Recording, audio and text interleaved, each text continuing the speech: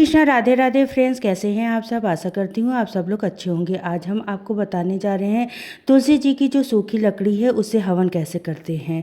तुलसी सबके बगीचे में होती है, नीचे नीचे भी सूखने के बाद जब यह नीचे गिर जाती है, कई बार तो पौधे सूख भी जाते हैं और हमें इस जगह पर नए पौधे भी लगा लेते हैं। पुराने जो पौधे होते हैं उसे हम विसर्जित कर देते हैं, ये हमें इधर उधर फेंक देते हैं। तो हमें इधर उधर नहीं फेंकना चाहिए। इसे जो तुलसी जी की सूखी लकड़ी है इसको हम अपने पास ही रख लेना है। और इसके साथ ही हम जैसे नवरात्र आता है, दिवाली आती है, घर में कोई भी पूजा पाठ होता है उसे हर इसमें पूजन जिसे करते हैं। और घर में अगर हम हर रोज़ भी पूजा पाठ करते हैं तो थोड़ा सा ये छोटा सा हवन करके घर में सुख शांति बनाए रखने के लिए तुलसी का जो हवन है इस प्रकार से यह हमें करने होते हैं। हम एक छोटी सी मिट्टी का पात्र ले लिए हैं, डायरेक्ट ज़मीन में हवन नहीं होता है। और हम चारों तरफ इनको हल्दी से कुमकुम से हम तिलक कर देंगे। थोड़े से अक्षत हैं उसको हम डाल देंगे। फिर उसके बाद गाय का उबला आता है उसे आप गैस पर गरम कर लीजिए और गैस पे गरम करने के बाद आप हवन कुंड में डालिए। अगर सूखी लकड़ियाँ हम ऐसे ही डालेंगे डायरेक्ट तो वो जल्दी बुझ जाएंगी और हवन बुझना अच्छा नहीं होता है। मेरा कैमरा ऑन नहीं था इसलिए मैं माफ़ी चाहती हूँ। तो मैंने गाय का उबला लिया है, कपूर डाला, उसमें देसी घी डाला है और मैंने तुलसी जी की जो छोटी छोटी डंडी बारीक तोड़ कर रखी थी उसको मैंने अंदर डाल दिया है। और भगवान विष्णु से प्रार्थना करते हैं कि हमारे घर में सुख शांति और समृद्धि बनाए रखना। मंगलवार के दिन, शनिवार के दिन या रविवार के दिन, फिर एकादशी के दिन हमें तुलसी जी नहीं तोड़नी चाहिए। सूखी लकड़ी भी हमें नहीं निकालनी चाहिए और ना ही तुलसी माता को हमें तोड़ना चाहिए। अपने घर में भी देखा होगा पंडित जी ने जो भी इसमें अंदर हवन डालते हैं, तुलसी जी का जो हवन कराते हैं वो भी शाम के समय यानी संध्या के समय हवन करते हैं। इन्हीं लकड़ियों का प्रयोग करते हैं अच्छे से। सबसे पहले इन्हें धूप में सुखा लीजिएगा और अच्छे से सुखाया जाता है। जो तुलसी माता की जो सूखी लकड़ियाँ, सूखे पत्ते होते हैं जो भी होते हैं हवन के काम में आते हैं। और आपको हवन कितनी बार करने चाहिए, जैसे महीने में एक बार भी कर सकते हैं या फिर जैसे कार्तिक महीना आता है तो कार्तिक के महीने में सुबह शाम जैसे हम पूजा पाठ करते हैं उस टाइम पर भी ये हवन छोटा सा हम घर में कर सकते हैं।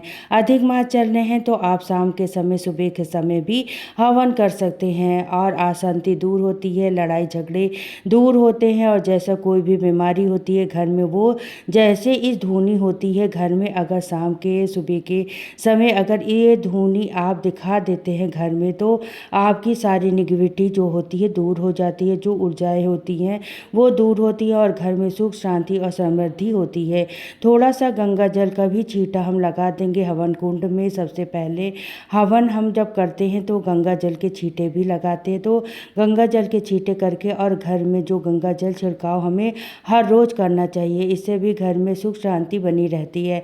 और जो है हम हवन करते हैं तुलसी माता का और इससे हमें विशेष फल मिलता है। विष्णु भगवान की कृपा हम पर बनी रहती है। बृहस्पतिवार एकादशी को भी हवन कर सकते हैं। जैसे हम पूर्णिमा का व्रत करते हैं, एकादशी का व्रत करते हैं, उस दिन भी ये हवन हम कर सकते हैं। और जैसे हम कोई भी जैसे व्रत करते हैं, कोई भी शाम को हम पूजा करते हैं, पूजा पाठ करके उसी टाइम पर भी हम यहाँ पर एक छोटा सा हवन करके, छोटी सी पूजा करके अपने जो देवी देवता होते हैं, उनके पितृ होते हैं, हम शांत कर सकते हैं और घर में सुख समृद्धि का वास कर सकते हैं। बिल्कुल आसान तरीके से मैंने आपको यहाँ पर तुलसी जी का ये जो छोटा सा हवन करके दिखाए हैं। तुलसी जी की सूखी लकड़ी होती है उनसे हवन करना आपको बताया है। कार्तिक महीने में भी अगर आप तुलसी माता की जितनी सेवा कर सकते हैं, तुलसी माता की जितनी पूजा पाठ करते हैं और उसी लकड़ियों के साथ में घर में हवन करते हैं तो उससे विष्णु भगवान की कृपा हम पर बनी रहती है और सुख समृद्धि का भी वास रहता है। हम जैसे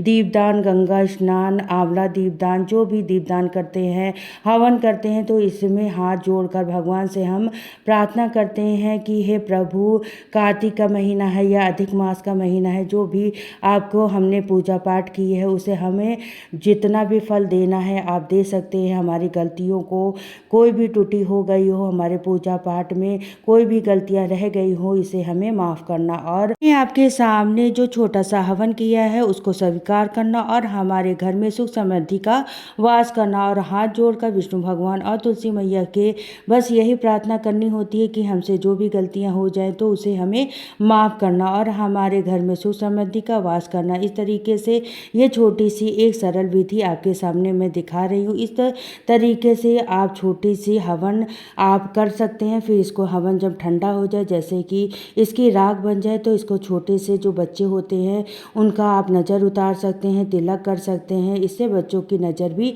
दूर हो जाती है। तो अभी अधिक मास के कुछ ही दिन बचे हैं, 5 दिन एकादशी से लेकर अमावस तक। अगर आप चाहते हैं तो दीपदान आप 33 नहीं किए हैं, दीपदान कर सकते हैं, हवन कर सकते हैं। तो आई होप आपको ये छोटी सी वीडियो पसंद आई हो तो लाइक शेयर कमेंट करना। फिर मिलती हूँ नेक्स्ट वीडियो में।